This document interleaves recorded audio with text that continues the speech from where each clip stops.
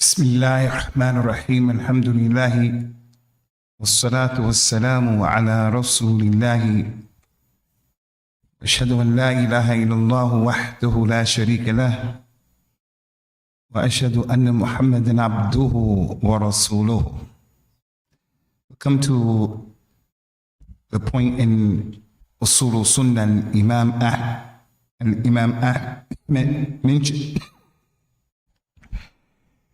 that the people of the Sunnah, they have an iman bi-adab al-qabr. They have to believe in the punishment that's going to take place in the grave. And this ummah, سَتُفْتَنُ فِي قُبُورِهَا.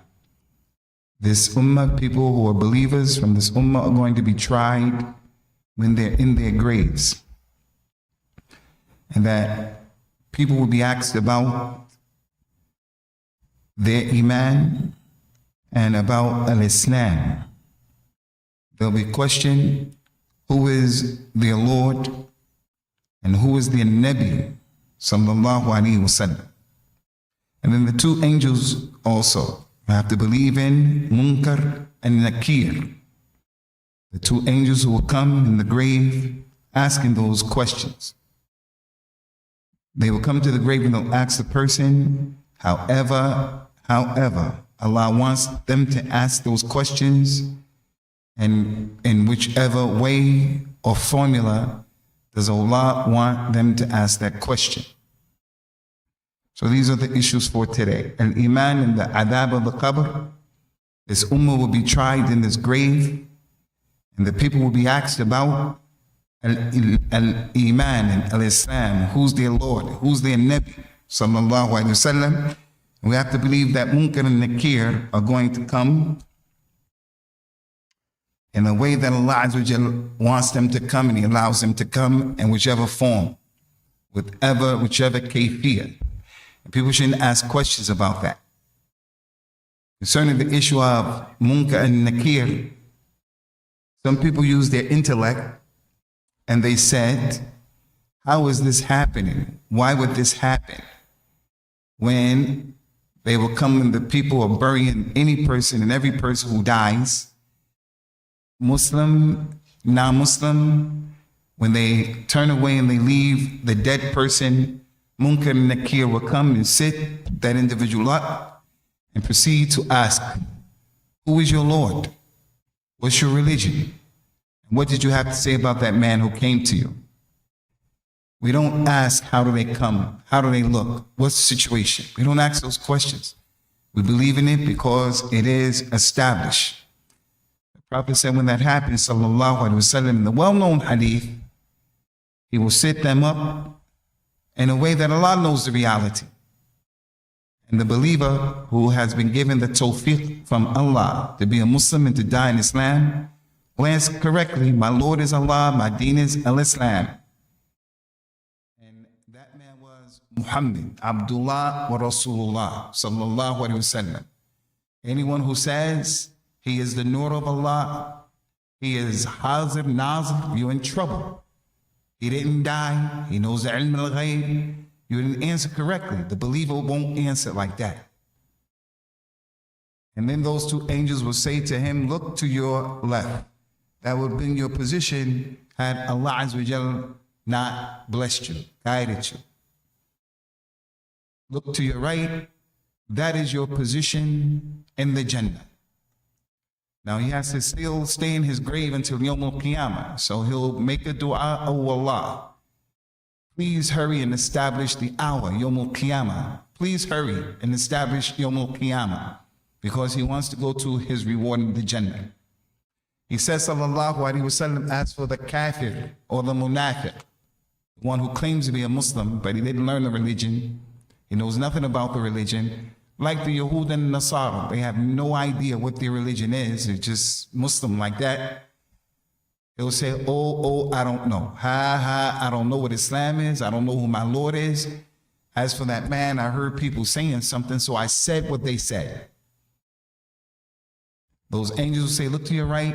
That would have been your position had Allah established you. Look to the left. that is your position, because Allah didn't establish it. He'll make a dua, oh Allah, don't establish the hour. Oh Allah, don't establish the hour. That hadith is the meaning of whoever loves to meet Allah, Allah loves to meet him, Yawmul Qiyamah. Whoever hates to meet Allah, Allah hates to meet him, Yawmul Qiyamah.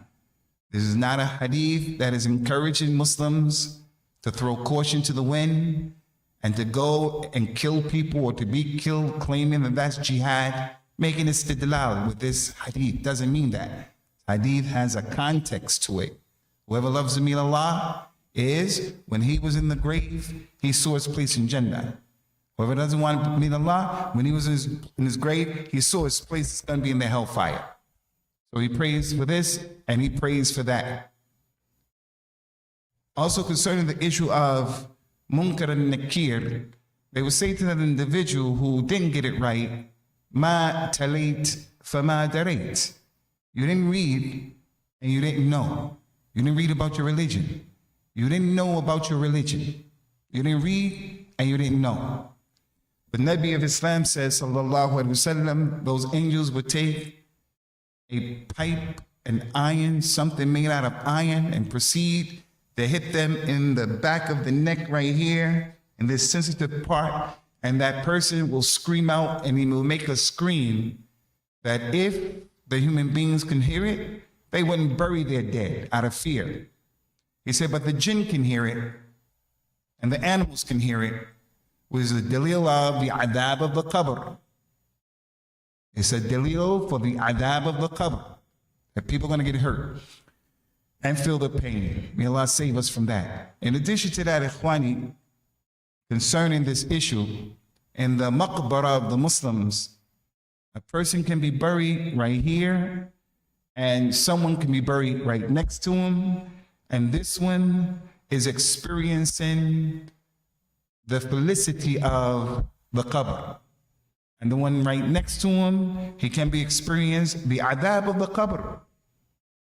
The earth belongs to Allah, the time belongs to Allah, everything belongs to Allah, the slave, everything.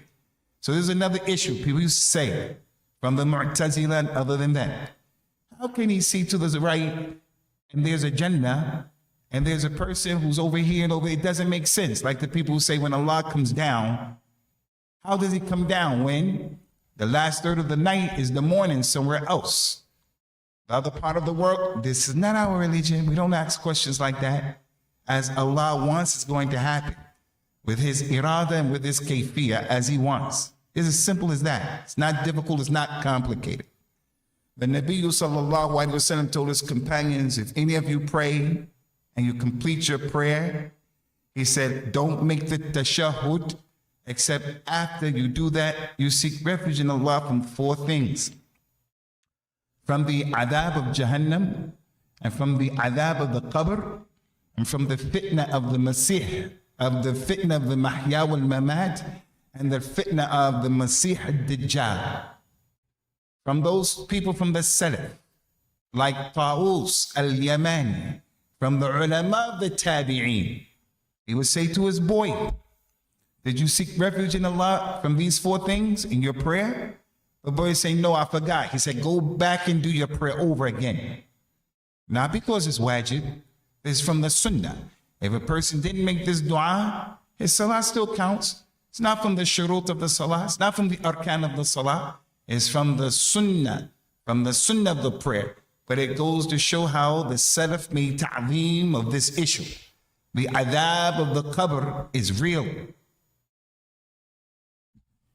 The Yahudiya came to our mother Aisha and asked her a question, and before asking her a question, she said, may Allah protect you from the adab of the qabr. Aisha went to the Nabi sallallahu alaihi wasallam and asked him, is there adab in the qabr? He says sallallahu alaihi wasallam, Naam, adab al-qabr haq. It's true. So it's not acceptable for the Muslim to reject something that is established from the usul of this religion as it relates to Yawm al-Qiyam and what's going to happen in the qabr before going to Jannah. It's not acceptable for the Muslim to reject it, disbelieve in it, explain it away, and the Yahud believe in it. It's in the Yahud's religion. It's in the religion of the Nasara, although they're all over the place with it. So the adab of the qabr is true.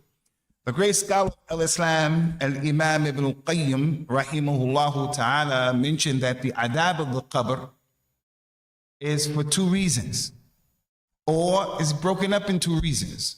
Who gets punished and why?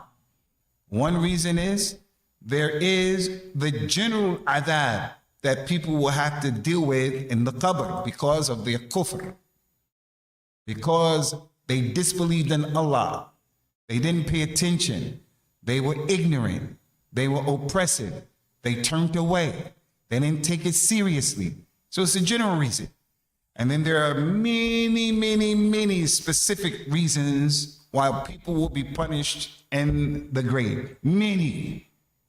And it's nadir, very seldom that you'll find in a particular masjid, except that people who contemplate the ayat and the ahadith of the adab of the qabr, a lot of those asbab are within us. May Allah help us. May Allah forgive us.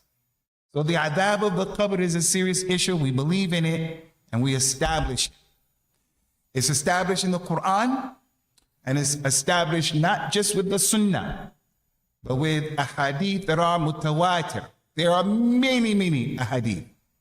Many. Over 45 companions, different companions, have narrated different ahadith about the adab of the qabr. As for the Quran, Allah Ta'ala mentioned in the Quran about the people of Fir'aun, النار يعرضون عليها غدوا وعشيا ويوم تقوم الساعة تدخلوا آل فرعون أشد العذاب. يوم القيامة, in the hellfire, in the grave, the fire, the punishment of the fire will be exposed to Fir'aun, the people of Fir'aun, in the daytime and the nighttime.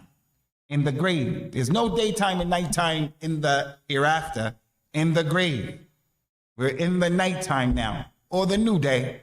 In the daytime, night, every day, every night, they have to deal with the nar that will be exposed to them every single day. And then Yawm al-Qiyamah, it will be said, put the people of Fir'aun in the serious punishment. So they have two punishments. The adab of the qabr every day and every night from the time that Allah destroyed them. And then Yawm al-Qiyamah, they will be in the nar of Jahannam. May Allah protect us from that. Allah mentioned in the Quran, وَإِنَّ لِلَّذِينَ ظَلَمُوا عَذَابًا دُونَ ذَلِكَ وَلَكِنَّ أَكْثَرُهُمْ لَا يَعْلَمُونَ. Verily, those people who oppress, a general reason, those people who oppress others, they will get a punishment lesser than that. Lesser than Yawm al-Qiyamah. But the majority of the people, they don't know. So it's two punishments. Lastly, from the Quran is what Allah mentioned about the munafiqeen. Who's your deen? Who's your Lord? What's your deen? What you have to say about that man? He said, la adri. I don't know. He was just living. Just like these non-Muslims don't know anything about their religion. There are people like that. And then there are also those people who they don't care about Islam. They're real kuffar. And they don't even consider themselves Muslims. They're just munafiqun, looking for some maslahah, some benefit, or to harm the Muslims and al-Islam. Allah mentioned, سَنُعَذِّبُهُمْ مَرَّتَيْنِ ثُمَّ يُرَدُّونَ إِلَىٰ عَذَابٍ عَظِيمٍ. We're going to punish them twice. And then they will be returned to a grievous punishment. Abdullah ibn Abbas, he mentioned, this is concerning the adab of the qabr. Concerning the adab of the qabr, there is that ayat in Surah Ibrahim, يُثَبِّتُ اللَّهُ الَّذِينَ آمَنُوا بِالْقَوْلِ الثَّابِتِ فِي الْحَيَاةِ الدُّنْيَا وَفِي الْآخِرَةِ. Allah will give thabat to those people who believe. He'll give them establishment with a good word, in the dunya and the akhirah. Again, the companion said this good word is la ilaha illallah. And this good word, according to some of them, is, who's your Lord? My Lord is Allah. And he's established. What's your deen? My deen is al-Islam. What you say about that man who was sent to you?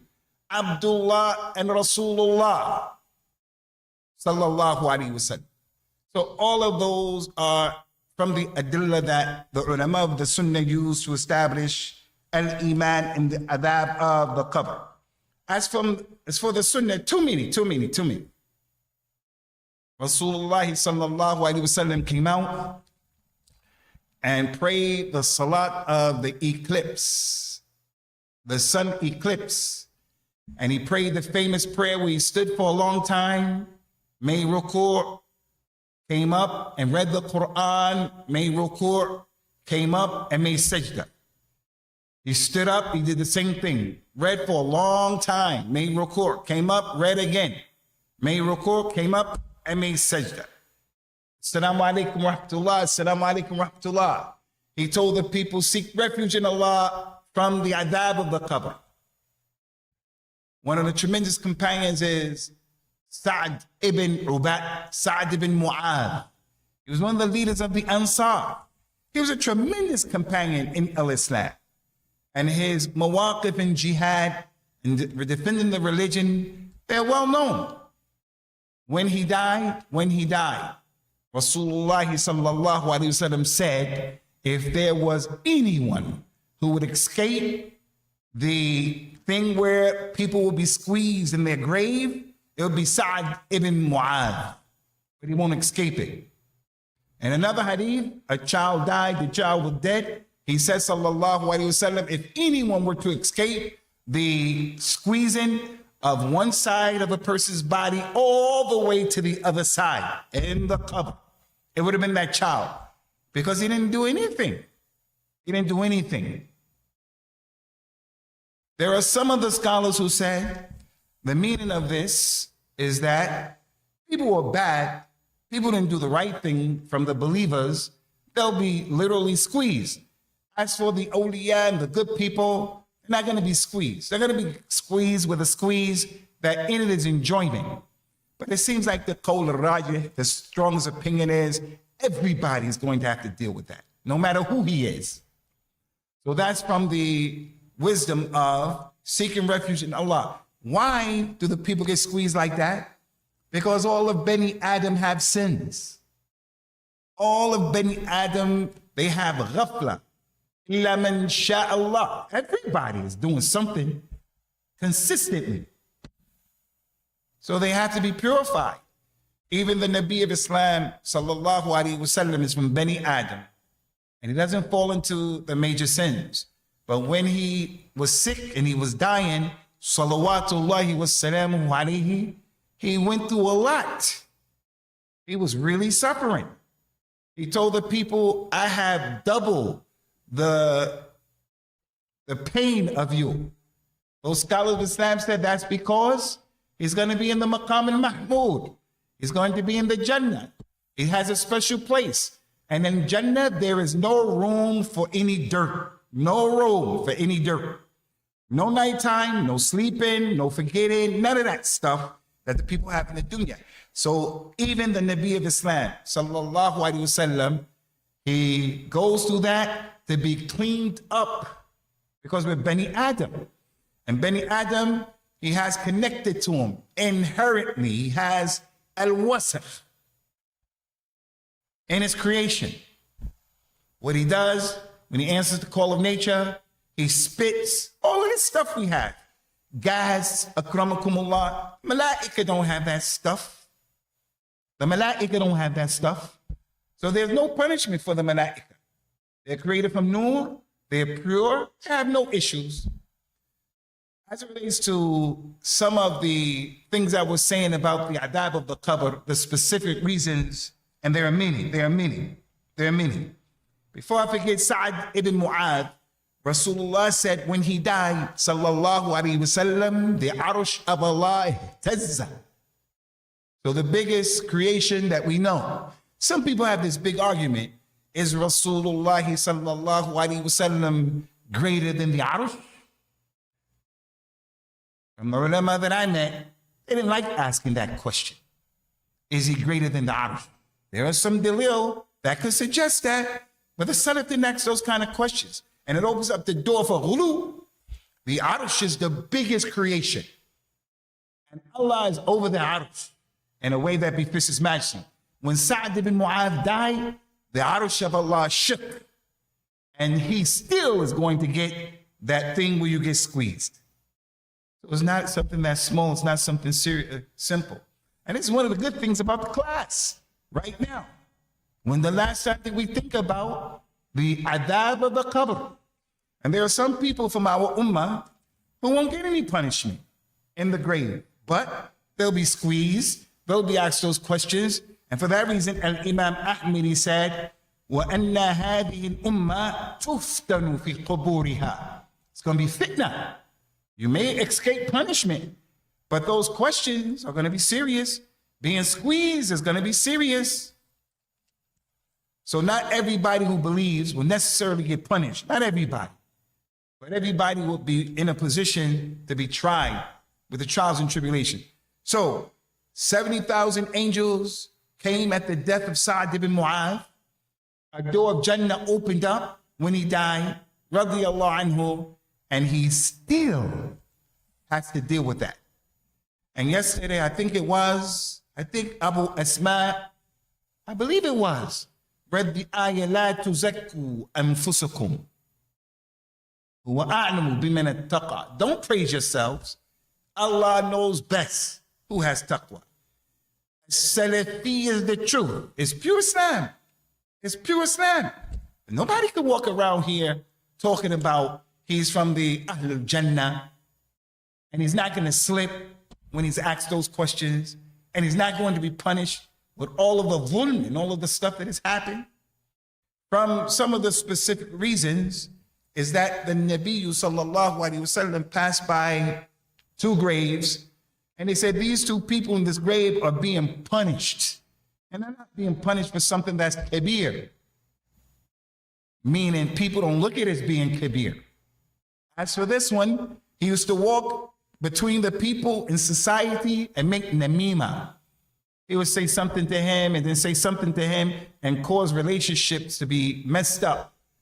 It's kalam, making false witness, bearing false witness and saying things about people.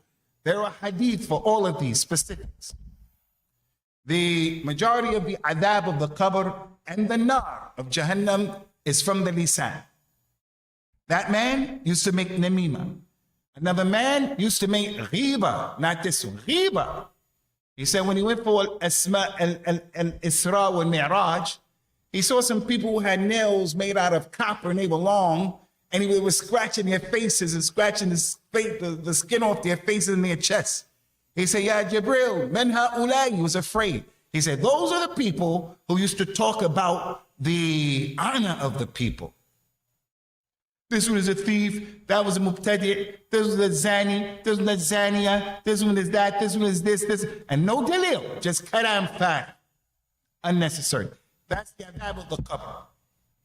He said that one man, he would not, the second man used to not make istinja. La yastabri'u min al-bawl, or yastatiru min al-bawl. He didn't clean himself properly.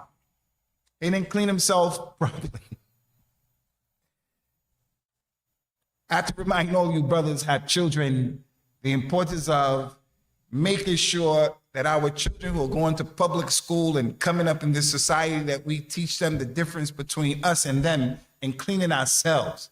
That you don't clean yourself with your right hand and that you have to clean yourself. And it's istinja or istijma. You use water and you clean yourself. These people look at us, and I have to say this, and I don't want to be inappropriate, but when I became a Muslim and I first was exposed to this hammam of al-Islam, I said, what in the world is this? It really, really was difficult for me to get my head around. And I would walk around during the day doing like this, because psychologically it wasn't what we did. But then when you become a Muslim, you start reading, you start learning, you realize that way is athar. It's more cleaner than what these people do, than what they do. And that's why they have najas in their clothes all the time, because the way they clean themselves is not clean. So that's the dalil of the adab of the qabr.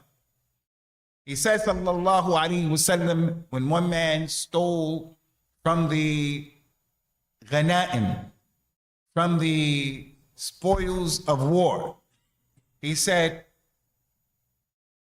in the grave, a man will be punished because of a cloak that he stole from the spoils of war. It's going to be made out of fire, and it's going to punish him. The one who doesn't give zakat, his money, his wealth, will be made to be a snake. He's going to be punished with that. He didn't fast. He didn't make hajj. He's going to be punished. The lady who didn't make hijab, wear hijab. All of those ahadith are in the qabr, and there are many, as I mentioned. Just to share a few with you, brothers, very quickly, and there are many. The one who takes riba, he gets punished in the grave before Yawm al-Qiyamah. The one who is a murderer will get punished with all kinds of punishments in the grave. The one who makes niyaha, someone dies and they scream and go crazy. Wailing. The woman who's screaming, why me? Why this? Why that?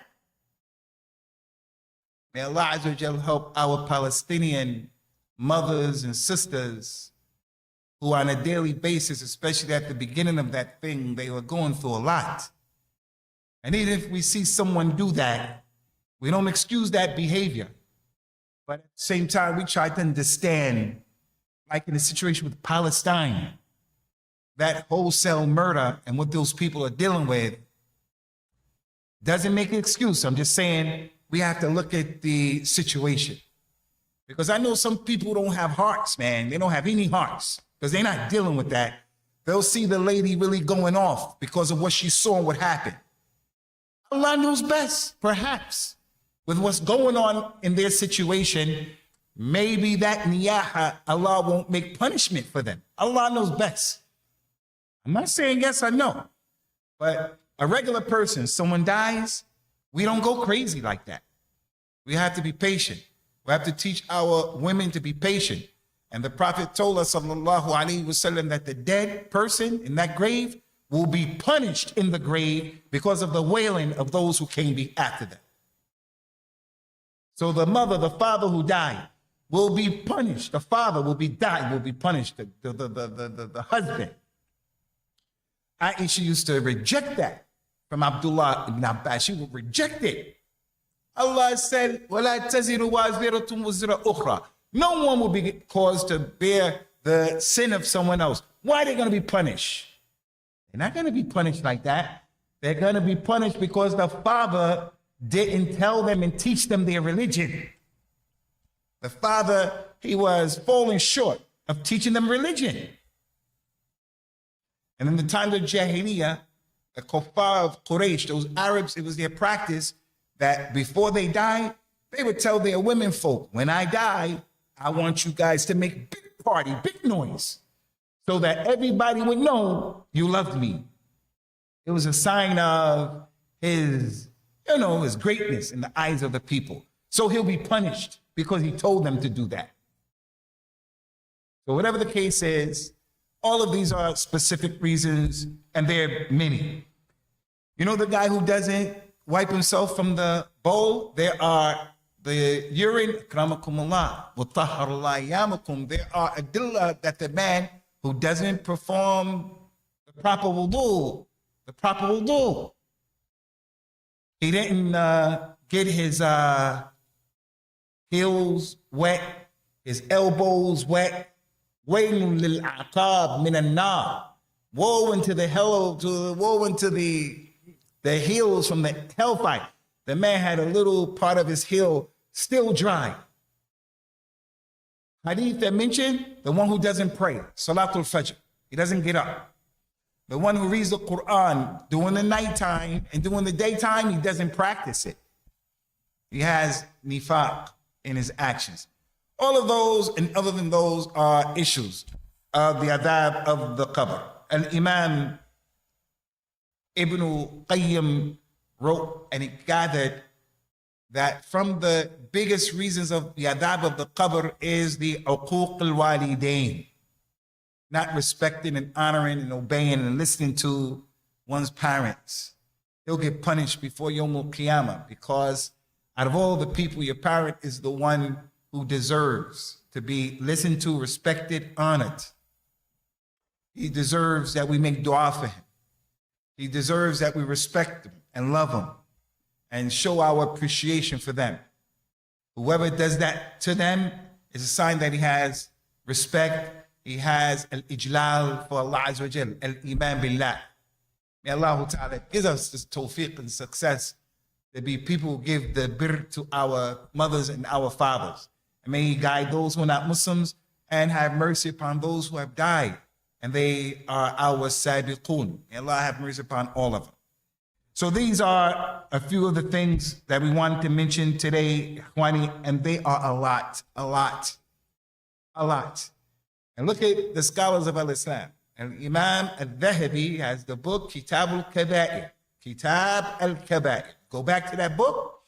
Almost every single kabira that he mentions, he brings something in there about the adab of the qabr for almost every single one of those sins. Not to mention what's going to happen Yawm al-Qiyamah, that people are going to be in the hellfire forever and all that stuff. But the adab of the qabr is established with many ahadith of the Nabi sallallahu alaihi wasallam. Okay, my brothers, if you brothers have any questions, you could put your questions forward now. We seek refuge in Allah Azza wa Jal from all of his adab, the fitna of the dunya and the fitna of the hereafter and the fitna of living and the fitna of death, the punishment of the Jahannam and the punishment of the qabr. You brothers have any questions?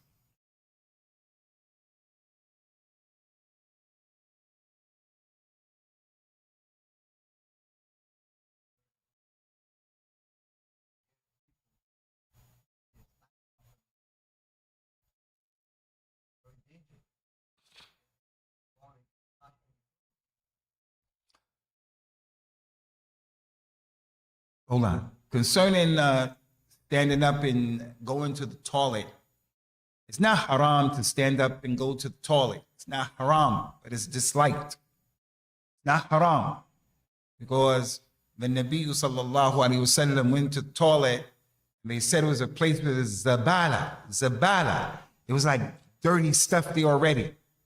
So if a person can ensure that the urine doesn't come back on him, it's permissible. For an example, these public toilets in the bus station, the train station, the wherever, public toilet. It's not easy sitting on those public toilets. You don't have to have OCD for that. It's that we're just people who are clean. Sitting on those public toilets is tough. Now, some people don't care. They just say it's haram and they sit down and they say it's haram, I'm gonna sit down. But other people are not like that. That's without OCD. But if a person stands up, he should take every precaution not to let it come back on him. Maybe put tissue in there, flush the toilet, and it's going down, but he has to be careful. He has to be careful. And we fear Allah to the best of our ability. So let me just, with a show of hands, just ask you, brothers, because maybe it's me, I don't know. Is it easy to go to a public toilet and to sit down for you, brother? You clean like the seat and stuff?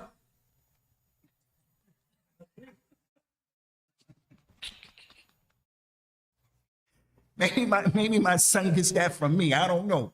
But if you want to clean it, because you'll be leaving no doubt, I guess. Right? Clean it, sit down. But it's not haram to stand up and to urinate as long as it doesn't get on you. But do you really know it's not getting on you? You don't really know. Go ahead, my brother.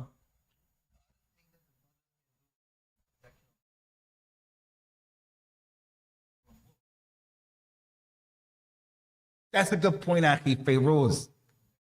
Feroz, that's a good point, my brother. As Brother Feroz mentioned, from those things that will protect a person from the adab of the qabr are the 30 ayat from Surah Al-Mulk. the 30 ayat from Surah Al-Mulk, and that dua in the salat, in the tashahhud. And you should put that in your prayer. And some of the scholars of Islam said that that dua is wajib, because the Prophet said, sallallahu alaihi wasallam, if you do that tashahhud, then you must make sure you read that dua. Any more questions? May Allah reward you favors. Any more questions, Ikhwan? Fadl ya akhi Nazir.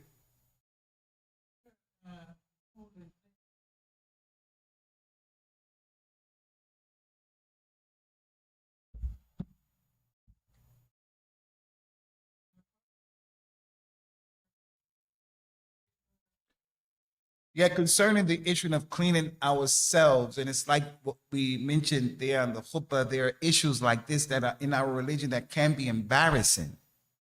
It can be embarrassing, but Allah's not shy to tell people the truth. This is not our religion to be shy. How are we going to know? So the Nabi of Islam, sallallahu alaihi wa ala alihi wasallam, prohibited the people from making istinja with their right hands, and he prohibited people from making istijmar with bones, dry bones from animals. And the reason behind that is the food of the jinn. So don't put that in the najasa on that. He allowed people to use rocks to clean themselves. And all that rock is going to do is take away the ayn of the najasa. This is going to take it away. It's not going to clean you. It's going to take away that major part, just the bigness. That's all. It's going to take it away. But back then, doing that climate, doing that environment, that was something they had to do. But we allow it now. Allah knew what he was doing. So if a person wants to use tissue by itself, just tissue, it's permissible. But tissue and water is better. And water by itself is the best because you get it all cleaned up. Akramakumullah. And wallahi, about these issues, we dare not for 1 second feel shy and embarrassed from these people who don't clean themselves properly. And they're going to look at us and we're going to be apologetic. And they're the ones who have najasa.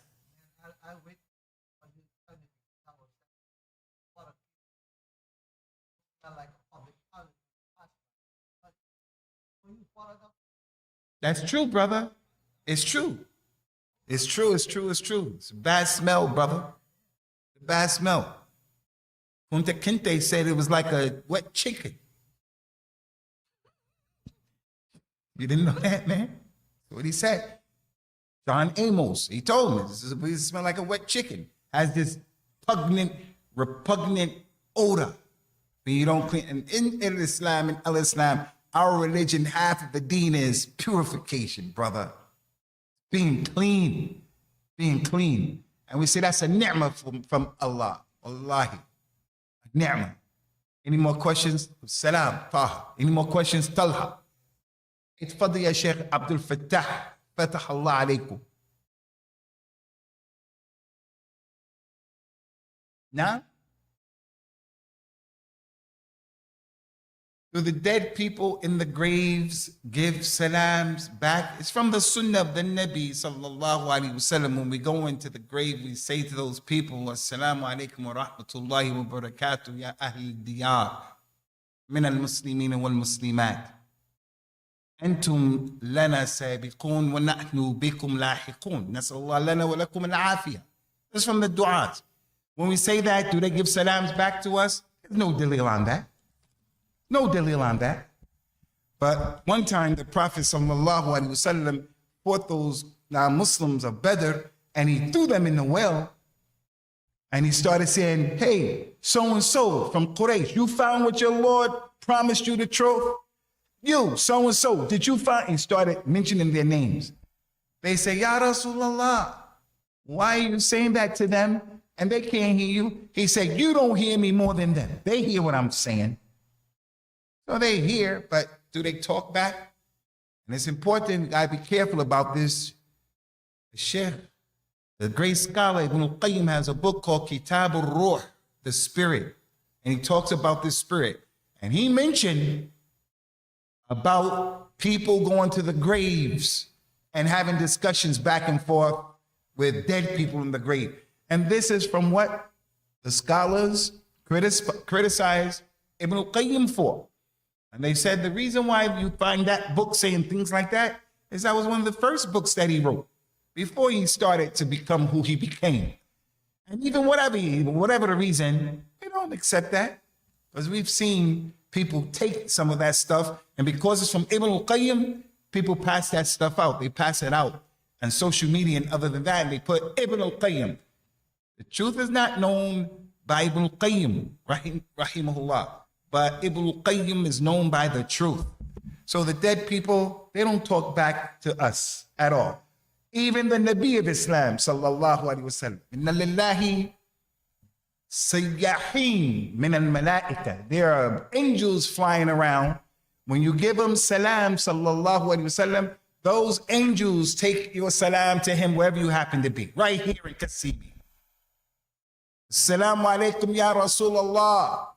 That angel takes that, and that's their wazifa. They fly all over the world, all over. And they go and say, Fulan gave you salams on this day of Jummah. So we don't believe in that stuff. The people of the dead and in the grave, they don't hear and all of that. Okay, brothers, we're going to stop here, inshallah. We're going to stop here. May Allah make it easy for all of us. سبحانك اللهم وبحمدك أشهد أن لا إله إلا أنت أستغفرك وأتوب إليك. السلام عليكم ورحمة الله وبركاته.